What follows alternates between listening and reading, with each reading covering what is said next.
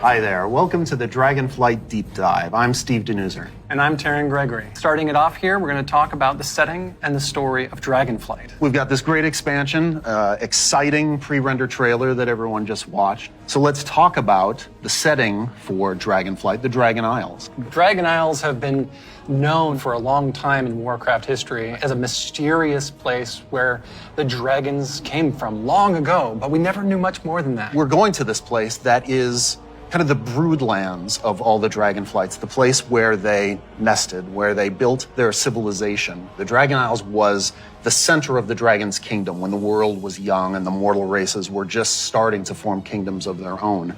But when the Legion invaded for that War of the Ancients, that sundering that resulted from the explosion of the Well of Eternity, broke the world. Literal sundering of the continents of Azeroth. And because of the breaking of the world, that magic kind of drained away and the land went dormant. So they had to leave the Dragon Isles behind. And as we saw in the pre-render, they left behind some Titan Watchers to look over the land. And when someday they hoped that elemental energy would resurge once again and draw the dragons home and reestablish their kingdom. And that's when the message goes out to the flights and they feel it in their bones. Now it's the time for the sky to light up with the colors of the aspects once again and for Alex Straza and the others to come home. But the land has changed a lot in all these thousands of years they've been away, and some very old threats have awakened as well.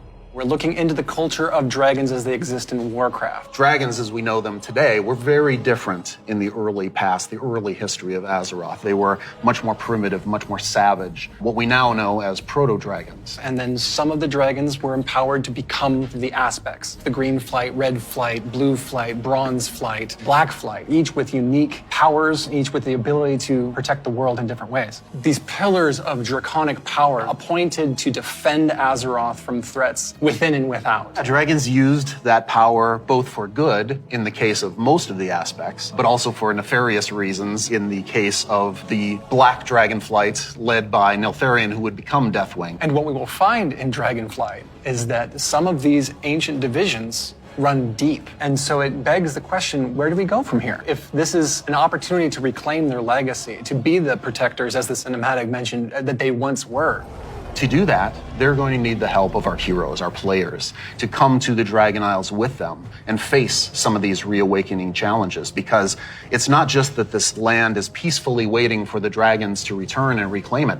There's those old enemies that have awakened as well. Yeah. One of those being a race of kind of elemental half-giants, the Jarradin. The Dragon Isles isn't just populated by dragons or just by the Jarradin. There's also many other occupants here in the Dragon Isles that have been here either just recently or for a while, including a fan favorite coming back, the Tuskar. That's going to be awesome. We've got other cultures there as well in the Dragon Isles. We're going to find out about a civilization of centaurs that predates the ones that arose on Kalimdor much later. And some of our favorite characters that we've seen over the last few expansions, such as Rathian. And whether he's ready to step up into a leadership role, or if there are other alternatives out there that would be better suited to the job of being the aspect of the Black Dragonflight.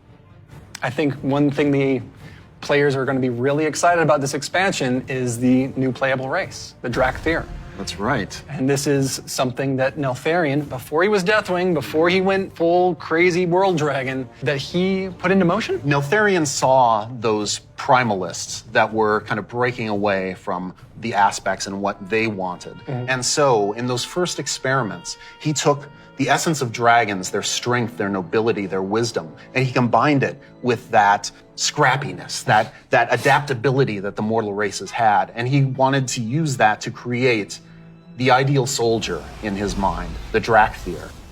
Exploration is really one of the key themes of this expansion. We're going to be going to this ancient place that the dragons left behind long ago. So we've made these huge zones with all kinds of places to delve into and find little treasures and little secrets tucked away. It's going to be a lot of fun for players to be exploring these landscapes. And there's so much architectural history and how clearly aspirational was the kingdom of the dragons and how it lost so much. And the themes of trying to return to that, to try to find your legacy, to try to figure out who you were before everything went awry.